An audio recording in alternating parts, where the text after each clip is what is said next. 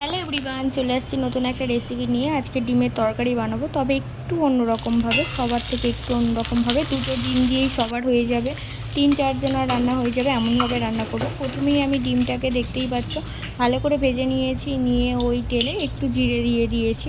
বেশি তেল ইউজ করবো না এখানটায়। তারপর কুচি কুচি পেঁয়াজ দিয়ে দিয়েছি, দিয়ে একটু নুন দেবো যাতে পেঁয়াজটা গলে যায় তাড়াতাড়ি।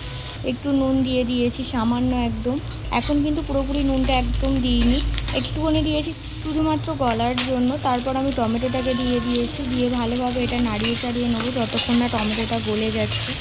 তারপরে আমি একেবারে নুন, তারপরে তোমার জিরে গুঁড়ো, হলুদ গুঁড়ো, লঙ্কার গুঁড়ো, একটুখানি চাট মশলা আর গরম মশলা একটু দিয়ে দিয়েছি। দিয়ে ভালোভাবে এটা নাড়িয়ে চাড়িয়ে নেব যতক্ষণ না তেল ছাড়বে, ততক্ষণ আমি ভালোভাবে এটা নাড়াতে যাতে থাকবো। এখন ততক্ষণ মশলাগুলো পুরোপুরি দিয়ে দিই, কী কী দিচ্ছি ভালোভাবে দেখে নাও। দেখে নিয়ে তারপর আমি এটা ভালোভাবে নাড়িয়ে চাড়িয়ে নিয়ে একটু একটু করে জল দেবো, দিয়ে ভালোভাবে কষিয়ে নেবো। একটু একটু করে জল না দিলে পুরোপুরি নিচ থেকে ধরে যাবে, তাই একটু একটু করে জল দিয়ে আমি মশলাটাকে ভালোভাবে কষিয়ে নিয়েছি যতক্ষণ না তেল ছাড়ে। তেল ছেড়ে দিলে আমি এখানে আলুগুলো দিয়ে দিয়েছি। আলুগুলো এরকমভাবে কুচি কুচি নিয়েছি, দেখতে পাচ্ছ কেমনভাবে কেটেছি। এরকমভাবে কাটলেই ভালো লাগে, যেহেতু আমি ডিমের ঝোল করছি না, এরকমভাবেই করছি। আর এরকমভাবে করলে তাড়াতাড়ি সিদ্ধও হয়ে যায়। কিছুক্ষণ আমি ঢাকা দেবো এটা সিদ্ধ করার জন্য, দিয়ে এটা সিদ্ধ হয়ে গেছে।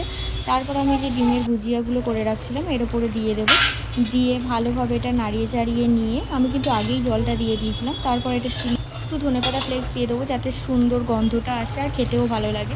একটু ধনেপাতা দিয়ে দিয়েছি, দেওয়ার পরে দেখছো অসাধারণ খেতে লাগে। এখানে দুটো ডিমে 4 জনের রান্না করা যায়। এরকমভাবে রান্না করে দেখো, খেতে অসাধারণ লাগে। ভালো লাগলে লাইক কমেন্ট শেয়ার করে দিও। আজকের রেসিপি এই পর্যন্তই, বাই বাই।